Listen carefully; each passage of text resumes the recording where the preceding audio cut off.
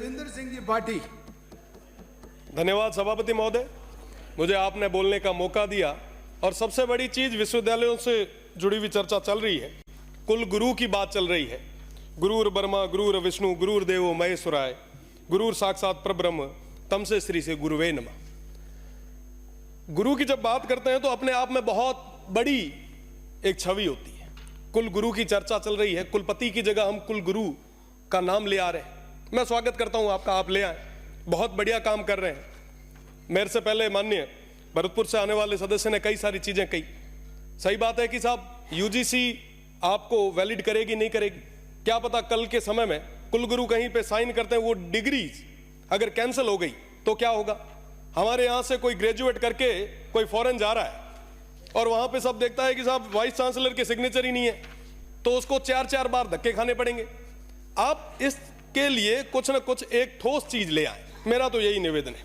क्योंकि गुरु की बात है तो मैं उनके सामने या उसके विषय में आपके खिलाफ तो नहीं बोलूंगा, और गुरुओं की तो इज्जत हमेशा हम करते ही आए हैं। गुरु गोविंद दोनों खड़े काके लागू पाए, बलिहारी गुरु आपने गोविंद दियो बताए। बहुत बड़ा नाम है, आप करें, स्वागत है आपका। पर मेरा निवेदन है कि आप विश्वविद्यालयों के बारे में भी सोचें। मैं जोधपुर यूनिवर्सिटी में 2019 से लेकर 22 तक छात्र संघ का अध्यक्ष रहा, खूब बार धरने दिए, प्रदर्शन किए। एक बार की मैं आपको बात बता रहा हूं कि पिछली बार पेंशनर जो है, जो लगभग अपना पूरा जीवन वहां पे निकाल के आते हैं, वो सारे लोग बुजुर्ग, हरिमोहन जी साहब सबसे वरिष्ठ हैं। हरिमोहन जी साहब 70, 75 साल के हमारे जो बुजुर्ग हैं, जिन्होंने पूरा जीवन दिया है, वो सड़कों पे आए, धरने दिए। मैंने कहा क्या हुआ साहब, तो कह रहे हैं कि साहब हमने पूरा जीवन इस संस्था को दे दिया, आज के समय में ये संस्था हमें पेंशन तक नहीं दे पा रही। आप विचार करें कि चतुर्थ श्रेणी का कोई कर्मचारी है जिसकी पेंशन कुल मिला के 10,000 है, अगर 6 महीने तक आप उनको पेंशन नहीं दोगे तो उसकी क्या स्थिति होगी। होली दिवाली हमारे लिए गई है, हमारे लिए तो खूब सारे लोग आते होंगे मिठाइयां लेके, उनके लिए, उनके बच्चों के लिए, पोतों के लिए मिठाई कौन ले जाएगा, क्या स्थिति होगी। तो कहीं ना कहीं फाइनेंशियल क्राइसिस के अंदर हमारी सारी यूनिवर्सिटीज फाइनेंशियल क्राइसिस से गुजर रही है। हम उसको अपलिफ्ट कैसे करें, उसके बारे में चर्चा करने की ज्यादा जरूरत है। अब बात करें स्टाफ की, यूनिवर्सिटी के अंदर सारे प्रोफेसर्स के पद खाली पड़े, असिस्टेंट प्रोफेसर्स के पद खाली पड़े, टीचिंग नॉन टीचिंग के सारे पद खाली पड़े, कोई बात करने के लिए तैयार नहीं है। जो गेस्ट फैकल्टी पे जो प्रोफेसर्स आ रहे हैं, जो पढ़ाने के लिए आ रहे हैं, वो इसी उम्मीद के साथ कि कभी ना कभी सरकार कोई ना कोई ऑर्डिनेंस लाएगी और हमें परमानेंट करेगी। तो मेरा तो निवेदन है कि जो गेस्ट फैकल्टी पे आ रहे हैं, आप उनको परमानेंट करें। नॉन टीचिंग के जो स्टाफ है, लगभग काफी लोग तो ऐसे हैं जिन्होंने पूरा जीवन दे दिया, अभी तक वो टेम्परेरी है, उन लोगों को आप परमानेंट करें। साथ ही साथ मैं स्टूडेंट्स की बात करूं, आप बहुत एक्टिव हैं, माननीय मंत्री जी बहुत लांठा है। आपसे तो मेरा ये निवेदन है कि आप उन यूनिवर्सिटीज में, उन हॉस्टल्स में, उन विद्यार्थियों के साथ में एक एक दिन, एक एक रात गुजार के आए। आप वहां की हॉस्टल्स की स्थिति देखें, वाकई लगेगा स्टूडेंट्स को कि हमारे माननीय मंत्री जी बहुत एक्टिव हैं। आप वहां पे जाएंगे तो देखेंगे कि साहब हमारे पास क्वालिटी की कोई कमी नहीं है, कोई कमी नहीं है। बहुत ब्रिलियंट स्टूडेंट हमारे यहाँ पे।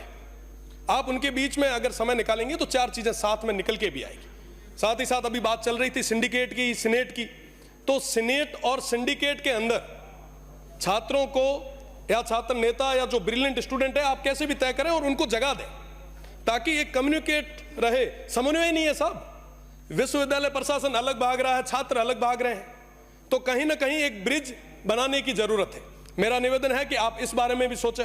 साथ ही साथ मैं स्पोर्ट्स की बात करूंगा साहब। आज के समय में यूनिवर्सिटीज का स्पोर्ट्स हम बात कर रहे हैं साहब, पंजाब हरियाणा में इतने खिलाड़ी बाहर जा रहे हैं, इतना बढ़िया बढ़िया परफॉर्म कर रहे हैं। हमारे स्टूडेंट्स को क्या हुआ साहब, वो इसलिए खेल नहीं पा रहे हैं कि साहब उनके पास ना तो पूरे संसाधन है, ना वहां पे पूरे शिक्षक है।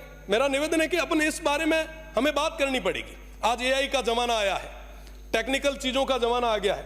हमारे बच्चे आज के समय में ग्रेजुएट होके बेरोजगार होते जा रहे हैं। एक लंबी फेरियस्त हमारे पास, एक दिनों दिन ये आंकड़ा बढ़ता जा रहा है। साहब हमें विचार करना पड़ेगा कि हम जिस ओर जा रहे हैं, क्या वो रास्ता सही है। साथ ही साथ मेरा तो यही विशेषकर निवेदन माननीय मंत्री जी से रहेगा कि आप वहां जाएं। साथ ही फीस का मामला है, बहुत बड़ी चीज है, बहुत गंभीर समस्या है माननीय सभापति जी। मैं उस छात्र संघ का अध्यक्ष भी रहा, छात्रों के बीच में काम करने का मुझे मौका भी मिला।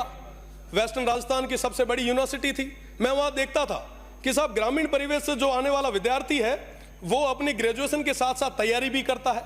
कई सारे हमारे भाई ऐसे हैं जो कहीं ना कहीं काम भी कर रहे हैं, पार्ट टाइम जॉब भी कर रहे हैं। आप उन पे फीस बहुत ज्यादा तरीके से बर्डन डाल रहे हैं। आप विचार करें कि पिछले 2 साल पहले मैं एक बार देख रहा था, अखबार देख रहा था, उसमें लिखा हुआ आया कि साहब 4 गुना हमने फीस बढ़ा दी। इस तरीके से अगर हम फीस लाते गए तो साहब ग्रामीण परिवेश से आने वाला वो विद्यार्थी है वो कहां जाएगा, वो कैसे तैयारी करेगा? तो कहीं ना कहीं उनके हितों के बारे में भी सोचने की जरूरत है। साथ ही साथ क्लासेज वगैरह की अगर मैं बात करूं, लगभग सभी विश्वविद्यालय से निकल के आए हैं, हमारे मनीष भाई हंस रहे हैं। तो मनीष भाई आप देखते होंगे कि कहीं पे भी क्लासेज पूरे तरीके से नहीं लग रही। आज हमारे स्टूडेंट्स जो है वो परेशान हो रहे हैं। अगर बात करें प्रोफेसर से तो कहते हैं कि साहब स्टूडेंट नहीं आ रहे, स्टूडेंट कहते हैं कि साहब प्रोफेसर नहीं आ रहे। तो ये जो सिस्टम है इसको सही करने की जरूरत है। और मैं दावे के साथ कह रहा हूं कि अगर हमने समय रहते इस सिस्टम को सही नहीं किया तो कोलैप्स हो जाएगा ये सिस्टम। आज के समय में हम यहाँ पे जितने भी सदस्य बैठे हैं, कई सारे हमारे जो वरिष्ठ सदस्य हैं वो छात्र संघ से जीत के आए हैं और निश्चित रूप से छात्र संघ चुनाव जो है वो बहुत ज्यादा जरूरी। मैं सभापति महोदय आपके माध्यम से सरकार का ध्यान आकर्षित करना चाहूंगा, अगर छात्र संघ चुनाव नहीं होते तो पश्चिमी क्षेत्र के, पश्चिमी राजस्थान के उस रेगिस्तानी क्षेत्र से निकल के मेरा जैसा एक जो मध्यम परिवार से आने वाला विद्यार्थी है वो यहाँ पे नहीं बैठ पाता। तो निश्चित रूप से आप लोग भी सारे लगभग हम एक लोअर मीडियम फैमिली से आते हैं। यहाँ पे मनीष भाई बैठे हैं, माननीय बायतू से आने वाले सदस्य हैं, शेरगढ़ से आने वाले सदस्य हैं, कई सारे हमारे लोग। ये तो मैं राजस्थान यूनिवर्सिटी की और जोधपुर यूनिवर्सिटी की बात कर रहा हूं, उसके साथ ही साथ सुखाड़िया से आने वाले हमारे माननीय कृपलानी जी भी बैठे हैं। तो निश्चित रूप से ये छात्र संघ चुनाव होंगे तो नए युवाओं को राजनीति में आने का एक मौका मिलेगा। और निश्चित रूप से अगर आपको लग रहा है कि साहब चुनाव सही नहीं हो रहे तो आप उसके ऊपर कहीं ना कहीं 4 नियम ज्यादा लगाएं, लॉ एंड ऑर्डर को मेंटेन करने के लिए फोर्स ज्यादा लगाएं, पर छात्र संघ चुनाव कराएं ताकि नए युवाओं को आगे आने का मौका मिले। साथ ही साथ मेरा एक जो विशेष निवेदन आपसे मैं वापस माननीय मंत्री जी से करूंगा कि ये जो टेम्परेरी स्टाफ जो लगे हुए हैं टीचिंग और नॉन टीचिंग के, उनको आप परमानेंट जरूर करें। नई एक्टिविटीज को बढ़ाने के लिए हम प्रयास करें। वहां पे कैरियर काउंसलिंग की बहुत ज्यादा जरूरत है। आज के समय में कोई भी कैंपस के अंदर कैरियर काउंसलिंग के लिए नहीं आ रहा। विद्यार्थी हैं, ग्रेजुएशन कर लेते हैं, ग्रेजुएशन होने के बाद में कहीं ना कहीं दर दर की ठोकरें खाने पे मजबूर हो रहे हैं। अगर आप ये चीजें करवाएंगे तो निश्चित रूप से हमारे युवाओं को एक नई जगह मिलेगी। साथ ही साथ अभी चर्चा चल रही थी वाइस चांसलर और रजिस्ट्रार की। साहब मुझे कहते हुए बड़ा दुख होता है, माननीय भरतपुर से आने वाले सदस्य ने तो खुल के नहीं कहा, पर मैं सामने एक पट्टी लगी हुई देख रहा हूं, उस पर लिखा हुआ है कि भैया जो बोल रहे हो सत्य बोलो। और मैं सत्य बोल रहा हूं कि जो बड़ी अटैची लाता है उसको वाइस चांसलर बनाते हैं। वाकई जो ये कोई भी हो, कोई भी राज आया, चाहे पक्ष हो चाहे विपक्ष हो, निश्चित रूप से जो जितनी बड़ी अटैची लाता है उसको बड़ी यूनिवर्सिटी का चार्ज दे दिया जाता है। आप विचार करें, क्या वाकई वो बड़ी अटैची वाले कुलगुरु जैसे पद पे बैठने लायक है क्या? आप साहब बात करें रजिस्ट्रार की, कुलपति की, साहब ये तमाम लोग जो हैं इनको तो विश्वविद्यालय में अपना टेन्योर निकालना है। कुलपति का टेन्योर 3 साल का होता है, वो बड़ी अटैची दे के आते हैं, उनको तो ये लगता है कि साहब 3 साल में कैसे वापस इकट्ठा करें और जाएं। साहब इस दौर में सबसे बड़ा नुकसान किसको हो रहा है? हमारे इस प्रदेश को हो रहा है, हमारी आने वाली पीढ़ी को हो रहा है। आखिर उसका गुनहगार कौन है? अगर हमारे युवाओं और हमारी इस शिक्षा नीति को पूरी तरीके से खत्म किया जा रहा है तो इसका गुनहगार कौन? गुनहगार हम लोग यहां पे बैठे हुए 200 के 200, क्योंकि साहब ये चीज हो रही है, हम देख रहे हैं, पर भी हम चुप बैठे हैं, हम मौन बैठे। आखिर कब तक चलेगा ऐसा? साहब इन यूनिवर्सिटीज को बचाएगा कौन? हमारी इस शिक्षा की जो नीति है, ये जो संस्थाएं हैं, इनको बचाएगा कौन? बचाने के लिए लोगों ने हमें भेजा यहाँ पे, और माननीय मंत्री जी बिना तो हाथा जोड़ी करे थोरो है कि साहब आप इस ओर देखें, वरना वाकई ये सिस्टम लैप्स हो जाएगा। साहब रजिस्ट्रार और वाइस चांसलर को कोई लेना देना नहीं है, वो ठोक ठोका के अपने घरों घर चले जाते हैं। वो बेचारे जो नीचे बैठे स्टाफ है वो दुख के आंसू रोते हैं। वो कहते हैं कि साहब हम हमारी व्यथा कहाँ है, किसके आम? साहब कोई बात सुनने के लिए तैयार नहीं है। इनकी बड़ी बड़ी पहुंच है। मेरा तो निवेदन है कि आप एक एक दिन आप सर्किट हाउस में मत रुकिए, आप यूनिवर्सिटीज में रुकिए। उन युवाओं के बीच में नवाचार आएगा साहब, नए क्वालिटीज के लड़के आगे आएंगे, आपके लिए रिसर्च करने वाले लड़के आपको मिलेंगे, आप तो उनको आगे लाएं। निश्चित रूप से आप जो आज कुल गुरु का जो कर रहे हैं, मैं आपको धन्यवाद देता हूं, पर कुल गुरु के साथ साथ यूनिवर्सिटी को अपलिफ्ट कैसे करें उसके लिए भी बात करें।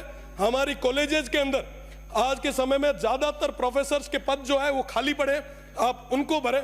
साहब घना ही बेरोजगार आ रही, बहुत बड़ी गातो नहीं मीना, बड़ा हुआ ना, अपलिफ्ट करो। बहुत बहुत धन्यवाद। जय हिंद, जय भारत।